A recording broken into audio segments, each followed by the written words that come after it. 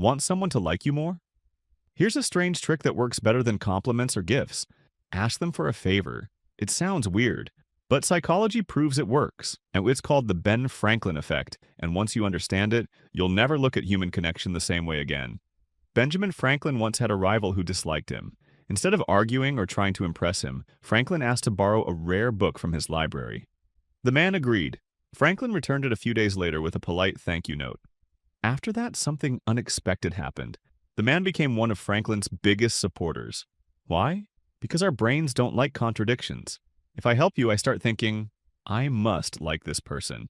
Otherwise, why would I do them a favor? It's called cognitive dissonance. We don't want to feel like we helped someone we dislike, so our brain rewrites the story. I helped you because I trust you. This is the Ben Franklin effect. People don't just like those who help them.